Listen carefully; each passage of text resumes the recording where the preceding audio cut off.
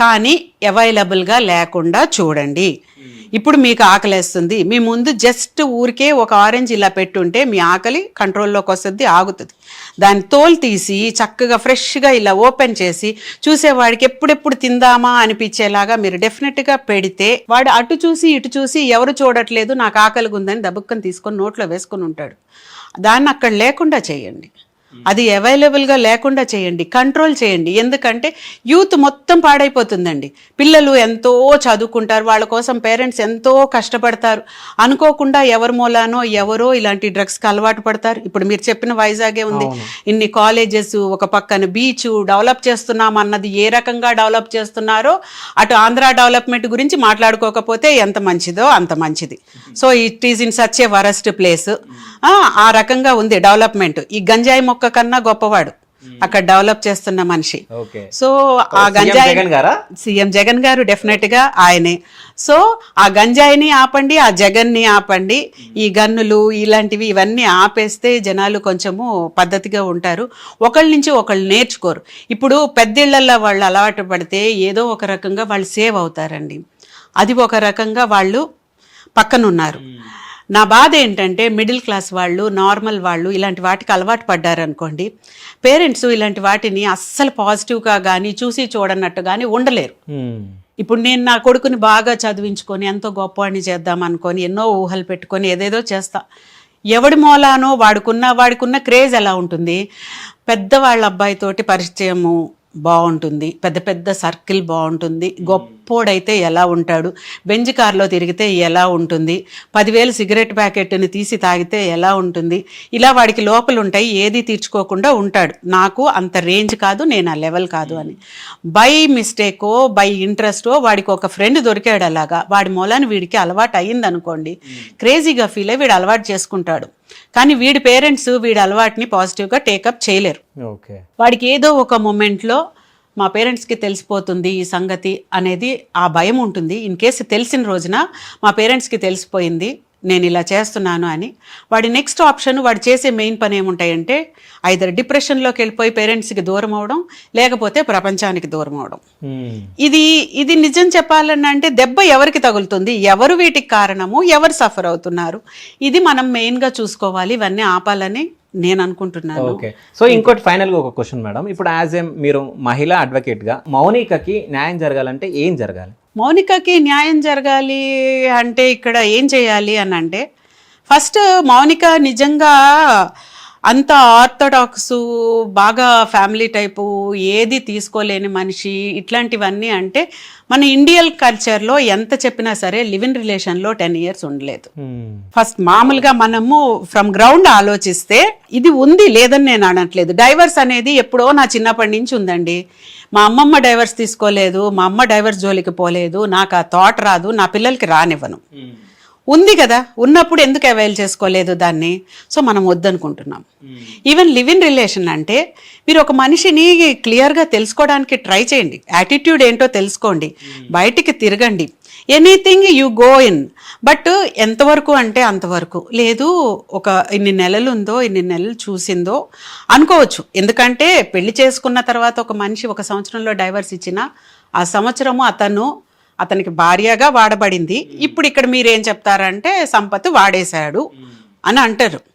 ఏదైనా సరే whatever it may be, you are in family relation, in sexual relation with some person ఉన్నారు కదా, అయితే అది జరిగింది అన్నట్టే కదా. ఇక్కడ 10 years కదా, 10 years ఒకళ్ళిద్దరు మనుషులు కలిసి ఉన్నప్పుడు మీరు తాళి కట్టించుకున్నారు, కట్టించుకోలేదు, ఏం జరిగింది అనేది మర్చిపోయి మామూలు పెళ్ళి అయ్యి మనిషి వదిలేస్తే, డైవర్స్ తీసుకున్న ఒక ఆడపిల్ల ఏం చేస్తుందో మౌనిక కూడా అదే చేయాలి. ఓకే. అంతకు మించి ఇక్కడ ఆప్షన్ ఏమీ లేదు.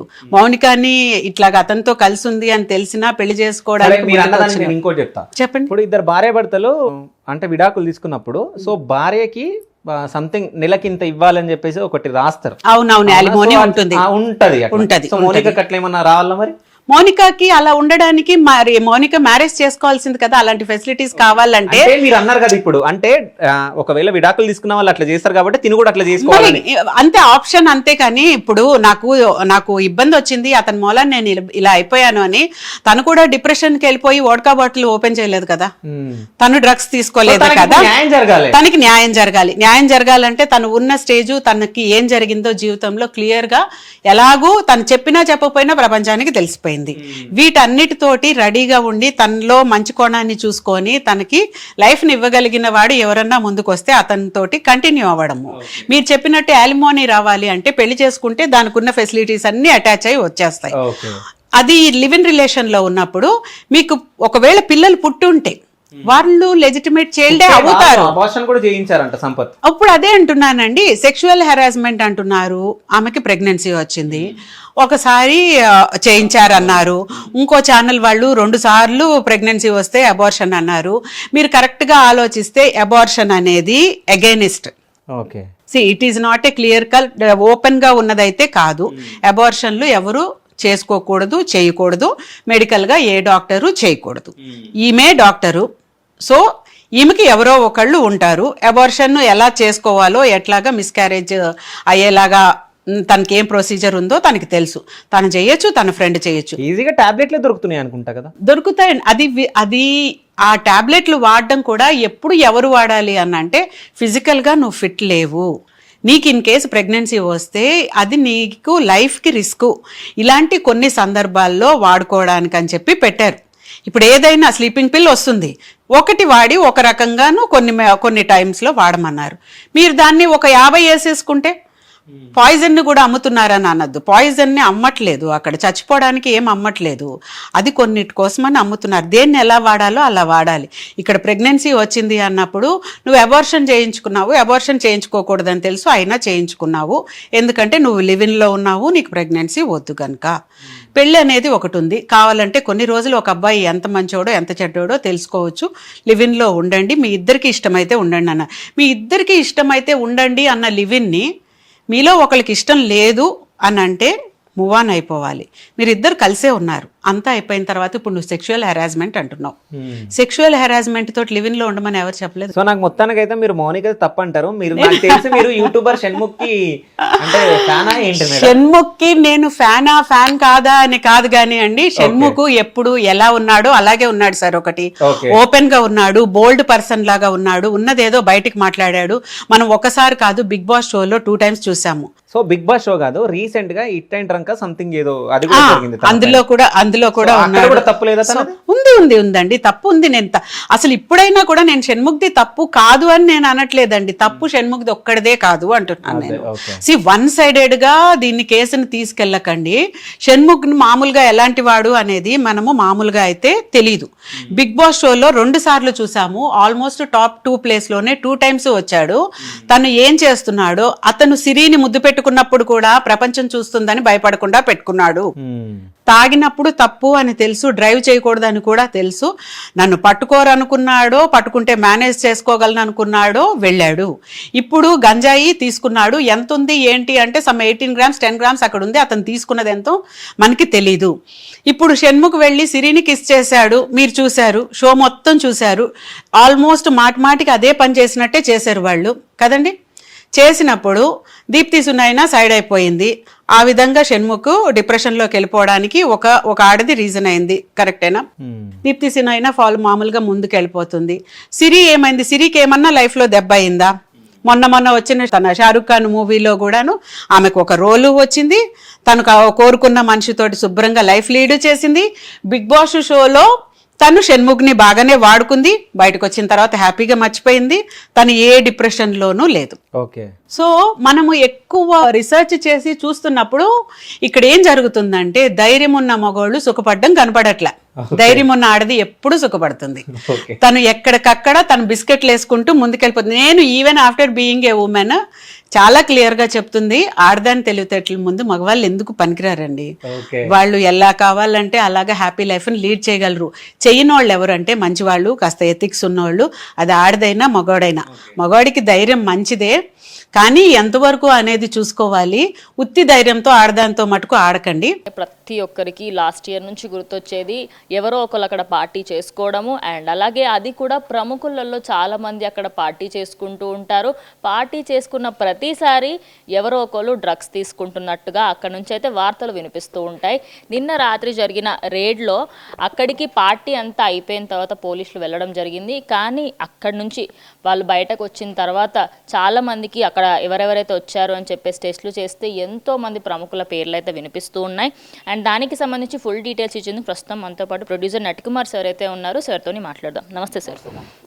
సార్, ఇది ఫస్ట్ టైం కాదు, రాడిసన్ హోటల్ ఇంకొకసారి ఇక్కడ రేడ్ చేస్తే ఇది ఫేమస్ హోటల్ అని చెప్పుకోవచ్చు సార్. ఇంకా డ్రగ్స్కి లాస్ట్ టైం కూడా ఒకసారి అయింది.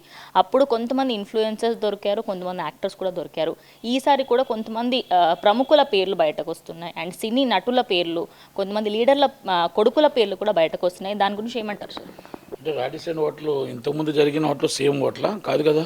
అంటే కంపెనీ ఒకటి రాడిసన్ నేము ఇప్పుడు దాంట్లో అది కదా కదా మన ఎవరైనా అద్దెకి తీసుకుంటారు రూము, వాళ్ళ ఆధార్ కార్డు అడుగుతారు, అది అడుగుతారు అంతే తప్ప మొత్తం మేము చెకింగ్ చేసి మీరు ఏమున్నాయి ఏం చేసి చెక్ చేయరు కదా. వాళ్ళకి కూడా రూము వాళ్ళకి ఇవ్వాల్సిందే రూల్స్ ప్రకారం, వాళ్ళ రూల్స్ అండ్ రెగ్యులేషన్స్ ఏమున్నాయి తీసుకుంటారు, దాని ప్రకారం చేస్తారు. ఫస్ట్ మొన్న లాస్ట్ ఇయర్ దొరికింది ఏంటంటే బంజారాహిల్స్లోని పబ్, అది హోటల్ కాదు పబ్. రాడిసన్ పబ్లో ఏంటంటే మొత్తం టోటల్గా జరుగుతుండగా చేశారు. అది ఇంతకుముందు కూడా తెల్లవారులు ఉండేది. ఎప్పటి నుంచో ఉంది, అది ఎప్పటి నుంచో ఉంది. దానికి ప్రైవేటు పబ్, అది అంటే తెల్లవారులు ఉంటుంది. అది చాలా ఇన్ఫ్లుయెన్స్డ్.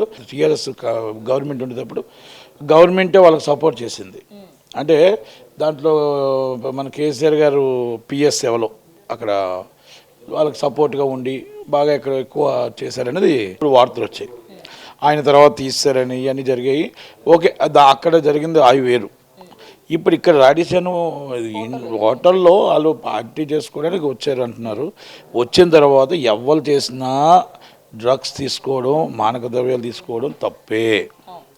ఆ తప్పుని మనం ఎవరో కూడా దాన్ని ఎవరు సమర్థించరు, ఖండించాల్సిన విషయమే. అయితే నేనేమంటున్నానంటే ఆ ఖండించాల్సిన విషయంలో మీరు ఒక్కసారి కేసు రిజిస్టర్ అయింది వాళ్ళ మీద, రెండోసారి కేసు రిజిస్టర్ అయింది, మూడోసారి అయితే పీడీ యాక్ట్ ఎందుకు పెట్టట్లేదు పోలీసు వాళ్ళు?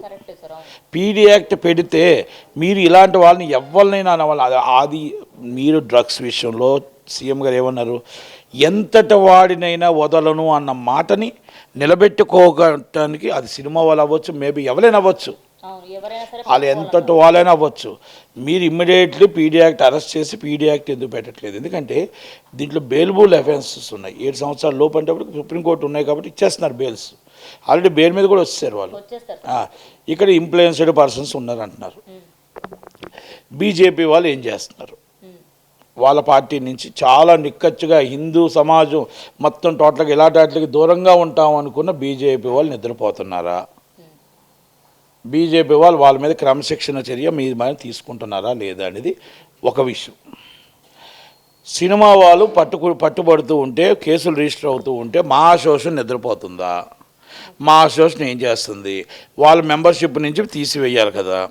ఒకసారి మనం సురేష్ కొండేటి తప్పు చేశాడని చెప్పి మనం మెంబర్షిప్ నుంచే తీస్తాం కదా.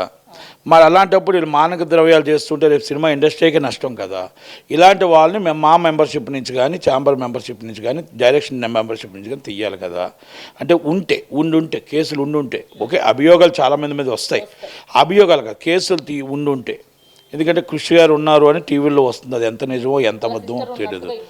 వాళ్ళ సిస్టర్ ఉన్నారా ఎవరున్నారా మనకు తెలియకుండా మనం మాట్లాడకూడదు. నేనేమంటున్నానంటే సినిమా వాళ్ళు ఎవరవనేయండి, ఇలాంటి మానక డ్రగ్స్ అనేది మహమ్మారిని తరిమి కొట్టడానికి మనం ఉండాలి తప్ప దాన్ని సహకరించడానికి మనం ఉండకూడదు.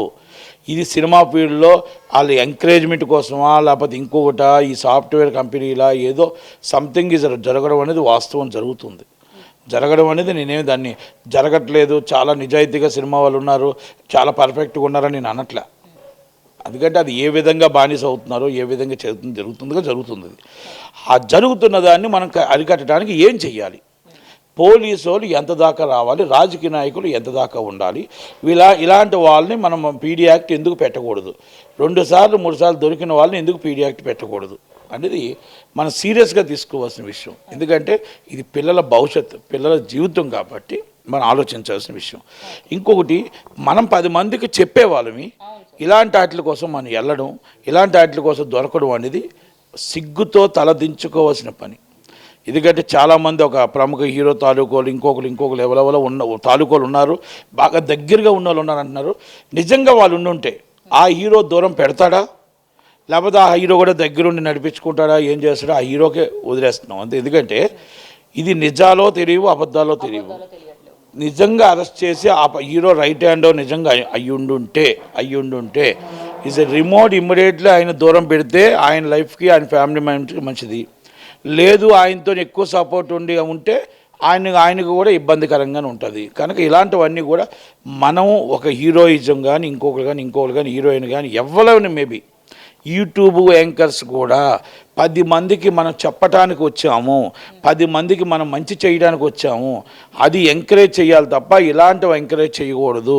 ఇలాంటి వాటిలో మనం ఖండించి ఇలాంటి వాటిలో మనం ఉంటే మన విలువలు పోతాయి అనేది ఇప్పుడు అక్కడ వెళ్ళిన అమ్మాయిలకు కానీ వెళ్ళిన వాళ్ళకి కానీ, ఇప్పుడు ఏదైతే ఈ మధ్యన యూట్యూబ్లో కొంతమంది పాపులర్ అవుతున్న వాళ్ళకి కానీ, లేకపోతే మొన్నెవలో సన్ముఖ్ అవ్వచ్చు, లేకపోతే ఇంకొకరు అవ్వచ్చు, వాళ్ళు కూడా ఏదో మరీ దారుణంగా దొరకడం, ఇవన్నీ ఏమవుతుందంటే సమాజానికి నష్టం, సమాజానికి చీడ పురుగు. ఇలాంటిది దూరంగా ఉండాలి, దూరంగా ఉంచాలి. పబ్బులకు వెళ్ళండి, ఎంజాయ్ చెయ్యండి, అంతే తప్ప అక్కడ ఉన్నవి మీరు వాడుకొని అక్కడ మీరు అలవాట్లు పడద్దు. ప్రతి దిక్కనికి వెళ్ళొచ్చు, ప్రతి వాళ్ళతో ఫ్రెండ్షిప్ ఉండొచ్చు, అంతే తప్ప వాళ్ళు తప్పు చేస్తున్నాను నేను తప్పు చేస్తున్నాను తప్పు చేయకూడదు. అది నేను ఏమంటున్నానంటే ఇలాంటివి అన్నీ చాలా ఉన్నాయి. మేబీ మనం 10 మందికి చెప్పవలసినవి మనం ఇంకొక ఆడ తప్పు చేస్తే ఏమవుతుందనేది ఆలోచించాలి. ఈజ్ ఎవరో బిగ్ డైరెక్టర్ అన్నారు, నిజంగా బిగ్ డైరెక్టర్ ఉండుంటే 100% అలాంటి వ్యక్తిని క్షమించరాదు. ఎందుకంటే 10 మందికి మంచి చేయడానికి మంచి చెప్తున్నాం మనం. సార్ అంటే మూవీస్ ద్వారా కూడా చాలా మంది ఇన్ఫ్లుయెన్స్ అవుతూ ఉంటారు ప్రతి ఒక్క విషయంలో. సార్ మనం మూవీస్లో చూపించిందే బయట చేయాలి, డ్రగ్స్ కేసులు బయటపడతా ఉన్నాయి. సో రీసెంట్గా షణ్ముఖ్ జశ్వంతి బయటపడడం జరిగింది. దాని తర్వాత నిన్ననే మళ్ళీ ఇంకో కేసు కూడా బయటికి రావడం జరిగింది. అది కూడా అంటే అందరూ అంటే ప్రముఖ వ్యాపారవేత్తల పిల్లలకు సంబంధించిన కేసు ఇది. సో అట్లాగే ఒక political leader, BJP political leader అయిన గజ్జల యోగానంద్, సో వాళ్ళ తనయుడు కూడా ఉన్నట్టు మనకు ఇన్ఫర్మేషన్ ఉంది. సో ఆ టాపిక్ పైన మాట్లాడడానికి మనతో పాటు అనలిస్ట్ విజ్ఞాన్ దాసరి గారు ఉన్నారు. సో నమస్తే సార్. నమస్తే. ఎలా ఉన్నారు సార్? ఫైన్. సో అంటే ఈ డ్రగ్స్ కేసు ఏంది అంటే ఒకటి దాని తర్వాత ఒకటి మెల్లగా వెలుగులోకి వస్తున్నాయి, ఇంకెన్ని వస్తాయో మనకు తెలియదు. సో డ్రగ్స్ అంతా విచ్చలవిడిగా మన హైదరాబాద్లో దొరుకుతుంది, అది కూడా రెడీస్ అండ్ హోటల్లో. పొలిటికల్ లీడర్ల పిల్లలు, వ్యాపార నేతల పిల్లలు, అట్లాగే మన స్టార్ హీరోకి సంబంధించిన ఒక ఫ్రెండ్ కూడా ఉన్నాడంట అందులో. అసలు ఏం జరిగింది? బేసికల్లీ పేర్లు వద్దు, ఇంకా ఆల్రెడీ అందరు వేస్తున్నారు. అంటే ఎందుకు వద్దు అంటున్నానంటే దొరకగానే పాపం మనం అందరి పేర్లు మాట్లాడేస్తాం. తర్వాత ఇన్ కేసు ఎప్పుడైనా వాళ్ళు లేదు కాదు కూడదు అని తెలిసినప్పుడు ఊరికే బదనాం చేసిన వాళ్ళం అవుతాం. లేదు మనం కూడా పేర్లు బయటకు వచ్చినాయి అని చెప్తున్నాం అన్నట్లే. అదే ఎందుకంటే నేను లాస్ట్ టైం కూడా ఎప్పటి నుంచో ముమైత్ ఖాన్, నవదీప్ అది ఇదని చాలా మంది అన్నారు. ఇప్పటివరకు అయితే రుజువు అవ్వలేదు, కానీ ప్రతిసారి పాపం టెస్ట్లకు వెళ్తా ఉంటారు, చార్మి అంటారు అదంటారు. అంటే అన్నిసార్లు వాళ్ళు టెస్ట్లకు వెళ్ళి వస్తా ఉంటే చూసే జనాలు కూడా అంటే డ్రగ్ అంటేనే వీళ్ళంటేనే డ్రగ్ అన్నట్టుగా ఎడిక్ట్ అయిపోతుంది. సో అందుకే వీళ్ళ పేర్లు కూడా నేను చెప్పదలుచుకోవాలా. సో ఇక అసలు విషయానికి వెళ్తే అన్ని కళాఖండాలే ఉన్నాయి, తక్కువేం లేవు. రాడిసన్ బ్లూలో ఆల్రెడీ మనకి లాస్ట్ ఇయర్ ఇక్కడ రాడిసన్ బ్లూలో ఇలాంటివి జరిగిన లైసెన్స్ రద్దు చేశారు. ఏది మన దాంట్లో ఆ పబ్కు సంబంధించిన లైసెన్స్ క్యాన్సిల్ చేశారు. అక్కడ వాళ్ళు మందం మొద్దని కూడా ఆ లైసెన్స్ తీసేసుకున్నారు. ఇంకొన్ని దాన్ని సీజ్ చేసి పడేశారు. బాగానే ఉంది, పుడ్డింగ్ అండ్ మింక్. అయితే సేమ్ అదే రాడిసన్ లో మళ్ళీ ఇప్పుడు ఇక్కడ కాకపోతే లొకేషన్ చేంజ్. ఒకసారి మన హోటల్ ఇలా జరిగింది అంటే నెక్స్ట్ టైం మనకు సంబంధించిన ఫ్రాంచైజీ అన్నప్పుడు ఇంకెంత జాగ్రత్త పడతాం. అండ్ నెక్స్ట్ ఆ రాడిసన్ బ్లూ ఎంత పెద్దది అంటే ఇట్స్ వెరీ గుడ్ కౌంటర్, ఎప్పుడు బిజీగా ఉంటుంది. చెక్ ఇన్ చెక్అవుట్ అవుతానే ఉంటాయి. బెల్ బాయ్ ఖాళీగా ఉండడు, రిసెప్షనిస్ట్ ఖాళీగా ఉండడు, అంత బిజీ హోటల్. అండ్ మంచి 5 star standard hotel. And 5 star standard hotel ప్రతి హోటల్లోనూ కూడా మనకి ఇప్పుడు ఈ పార్క్ హయత్ చూసుకున్నా, ఐటీసీ కోహినూర్ చూసుకున్నా, కాకతీయ చూసుకున్నా మనకి ఏముంటాయి, ఎంట్రన్స్ లో మన లగేజ్ చెక్ చేసి పంపిస్తారు. ఏది మనం ఎయిర్పోర్ట్ లో ఎలాగైతే మనకి చేస్తారో సేమ్ అలాగే. అని ఒకవేళ ఫ్రోజైల్ ఉంటే సార్ మీరు అది ఫ్రోజైల్ అని ఒక స్టిక్కర్ వేస్తారు, లేకపోతే ఇంకేదో చేస్తారు, దాన్ని వాళ్ళు మీరు బయట తీసుకోవద్దు అంటారు, లేదా రిసెప్షన్ లో పెట్టి some out side liquor not allowed అంటారు ఇన్ సమ్ కేసెస్. ఇట్లా రకరకాలుగా వాళ్ళ నియమ నిబంధనలు ఉంటాయి. ఆల్రెడీ మన దగ్గర జరిగింది, పైగా 5 స్టార్ హోటల్ అన్నప్పుడు. ఇంకో బ్రాంచ్ లో ప్రతి అంటే నువ్వు ఫ్రాంచైజీ ఇచ్చావు దాన్ని, ఎవరైతే దొరికారో ఆయనకు సంబంధించిన హోటల్ అని చెప్పుకుంటున్నావు, ఫ్రాంచైజీ తీసుకున్నాడంట. సో అతను తీసుకున్నప్పుడు సంథింగ్ లైక్ వీళ్ళ జాగ్రత్తలో వీళ్ళు ఉండాలి, బట్ అలా ఏం లేదా విచ్చలవిడిగా వదిలేశారు. ఎందుకంటే ఇప్పుడు ఇది మాట్లాడుకుంటున్నాం, కంట్రీ వైడ్ గా వరల్డ్ వైడ్ గా మనకి రాడిసన్ బ్లూస్ ఉన్నాయి. సో వాటి అన్నిటికీ ఒక మచ్చలాగా మిగిలిపోతుంది. ఇప్పుడు లాస్ట్ టైం దొరికినప్పుడు ఏం చెప్పారు, ఒక పెద్ద మనిషిని అడిగితే ఆవిడ వచ్చి నేను ఉగాది పచ్చడి మా ఇంట్లో చేయలేదండి, ఇక్కడ తినడానికి వచ్చానని చెప్పింది మెలికలు తిరుగుతూ. సంతోషం, తినండి. ఇంకొక అమ్మాయిని అడిగితే ఇక్కడ బజ్జీలు ఫేమస్ అని చెప్తే వచ్చానండి అని చెప్పింది, చీజ్ బజ్జీ అంటది, ఇక్కడే తినాలంట ఖచ్చితంగా. కర్డ్ కట్లెట్ కొన్ని దాంట్లో ఫేమస్ ఉంటే సరే అవి వదిలే, ఇక్కడే తినాలి చీజ్, ఎక్కడెక్కడ నుంచో వచ్చింది. కానీ ఓకే వదిలేశారు. అప్పుడెప్పుడో బజ్జీ పాపగా ఫేమస్ అయినటువంటి అమ్మాయి, అప్పుడు అక్కడ ఆమెతో పాటు ఆమె చెల్లి కూడా ఉంది. ఈ 2 కళాఖండాలు ఇక్కడ కూడా ఉన్నాయి. అంటే వీళ్ళు రాడిసన్ బ్లూకి వెళ్ళి డ్రగ్ తీసుకుంటే ఖచ్చితంగా దొరికిపోతారు అని ఒక ఐడియా లేదు. వీళ్ళిద్దరు ఉంటేనే పార్టీలో మనం ఎట్లా దొరుకుతున్నారు? మేబీ వీళ్ళందరూ చాటింగ్ చేసుకుని చెప్తారేమో వీఆర్ హియర్ టేకింగ్ డ్రగ్స్ అని, రైట్? I think so. ఇట్లా తీసుకొని అనుకుంటే ఫోటోలు పెడతారేమో మేబీ, అందుకే వీళ్ళు వస్తున్నారు ప్రతిసారి పోలీసులు. ఇక నుంచి చెప్పాలి ఈ పార్టీలందరికి, ఈ అమ్మాయిలు ఇద్దరు తీసుకెళ్లకుండా వెళ్ళి పీల్చుకోండి రా బాబు, మీరు దొరకరు అని. సరే, ఇక అసలు విషయానికి వస్తే పోలీసులకు ఇన్ఫర్మేషన్ వచ్చింది. 2-3 రోజులుగా పార్టీ జరుగుతుంది. అంటే యాక్చువల్ గా ఇది నిన్న ప్లాన్ చేసింది కాదు, కొనసాగింపు. అంటే వీకెండ్ గ్రాండ్ గా అయింది సాటర్డే. ఆ గ్రాండ్నెస్ కాస్త మత్తుగా సండేకి కొంచెం వచ్చింది, అలా పాకింది. అప్పుడే మండే వచ్చిందా అనే మూడ్ లో మండే కూడా కొనసాగింది. అప్పుడే మండే వచ్చిందా మూడ్ ఏదైతే ఉందో పట్టించేసింది ఇలా. సో పోలీసులు వస్తున్నారని తెలిసి పాపం వీళ్ళని వదిలేసి దొరికిన కేదార్ గాని ఇంకా ఇద్దరు గాని వీళ్ళని వదిలేసి ఆ యోగానందన్ వెళ్ళిపోయాడు, ఆ ఎమ్మెల్యే కొడుకు వెళ్ళిపోయాడు. మళ్ళీ అనవసరంగా పేరు తీసా లైట్, వెళ్ళిపోయాడు అతను. ఎమ్మెల్యే కాదు, ఎమ్మెల్యేగా పోటీ చేసిన వెళ్ళిపోయాడు. నెక్స్ట్ ఇప్పుడు అక్కడికి వచ్చి చూస్తే వీళ్ళు 3 దొరికారు కదా. ఆ పారిపోయేవాడు పాపం వీళ్ళని కూడా అలర్ట్ చేయొచ్చు కదా. వీళ్ళు దొరికినా ఒకవేళ 4 దంతే వాడు వస్తాడని వీళ్ళకి తెలీదా?